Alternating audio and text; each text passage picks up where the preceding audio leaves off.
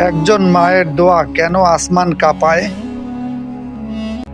আপনি কি জানেন এই দুনিয়াতে এমন একটা দোয়া আছে যেটা ফেরেশতারা থামাতে পারে না আর আল্লাহ ফিরিয়ে দেন না? সে দোয়াটা একজন মায়ের দোয়া। এই দুনিয়াতে সবচেয়ে নিঃস্বার্থ ভালোবাসা কার?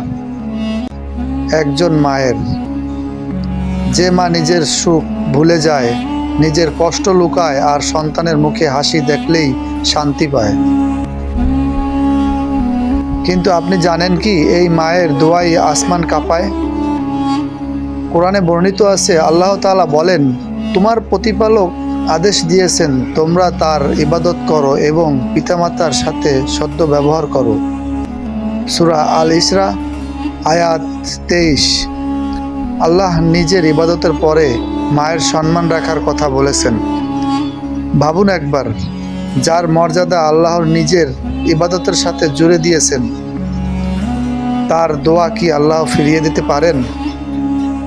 হাদিসে বর্ণিত আছে, রাসূল সাল্লাল্লাহু আলাইহি ওয়াসাল্লাম বলেছেন, মায়ের পায়ের নিচে সন্তানের জান্নাত।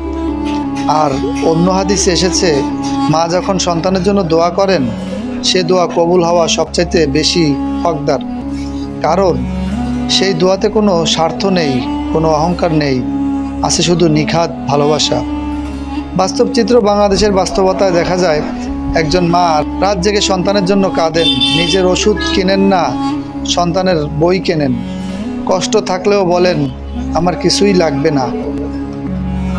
আপনি হয়তো জানেন না, সেই মা আপনার অজান্তে ফজরের নামাজে আপনার নাম ধরে ধরে দোয়া করেন, আর সেই দোয়ারই ভারেই বিপদ কেটে যায়, দুর্ঘটনা থেকে বাঁচেন, রিজিকের দরজা খুলে যায়।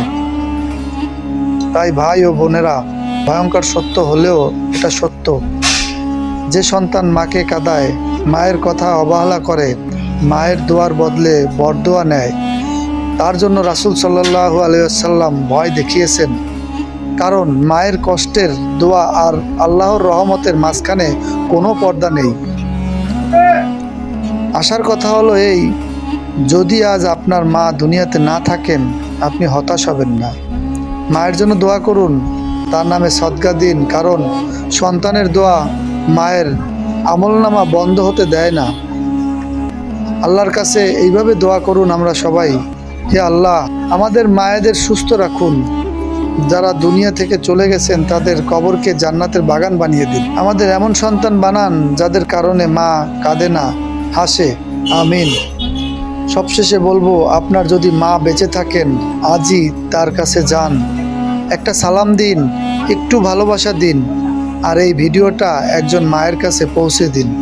হয়তো আল্লাহ এই ভিডিওটাকেই কারো হেদায়েতের কারণ বানাবেন। আমিন। আলহামদুলিল্লাহ।